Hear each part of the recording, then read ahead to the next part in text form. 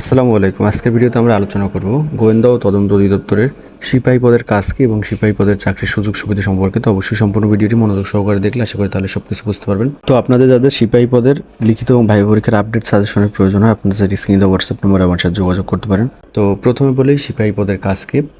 সিপাহী পদের মূল কাজ হচ্ছে চোরাচালান প্রতিরোধে সহায়তা করা, তল্লাশি চালানো, ভ্যাট ফাঁকি ধরতে অভিযানের সময় নিরাপত্তা নিশ্চিত করা এবং ঊর্ধ্বতন কর্মকর্তার নির্দেশে প্রশাসনিক এবং মাঠ পর্যায়ের কার্যক্রম পরিচালনা করা, অর্থাৎ এগুলো হচ্ছে মূলত সিপাহী পদের কাজ।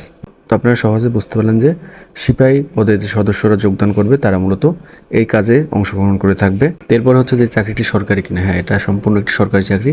এটি অর্থ মন্ত্রণালয়ের অধীনে সম্পূর্ণ একটি সরকারি চাকরি।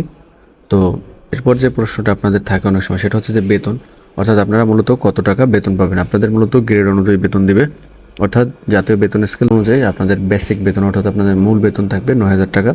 এর পাশাপাশি বাড়ি ভাড়া এবং অন্যান্য ভাতা মিলে আপনি দেখা যায় প্রথম দিকে 16,000 বা 16,500 টাকার মতো এরকম বেতন পাবেন। এরপরে হচ্ছে যে এই চাকরিতে রেশন আছে কিনা। হ্যাঁ, এই চাকরিতে রেশন আছে। আপনি মূলত এই চাকরিতে যোগদান করলে, সিপাহী পদে যোগদান করলে রেশন পাবেন। এরপরে যে বিষয়টা সেটা হচ্ছে যে কোয়ার্টার পাবেন কিনা।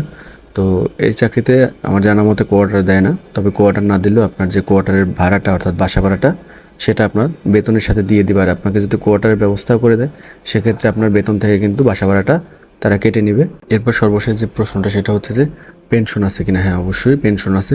যেহেতু সম্পূর্ণ সরকারি চাকরি শেষে অবশ্যই আপনারা পেনশন পাবেন। এবং এখানে কিন্তু অবশ্যই বিবাহিত অবিবাহিত পুরুষ মহিলা বাংলাদেশের 64 জেলার সকল প্রার্থীগণ আবেদন করতে পারবেন।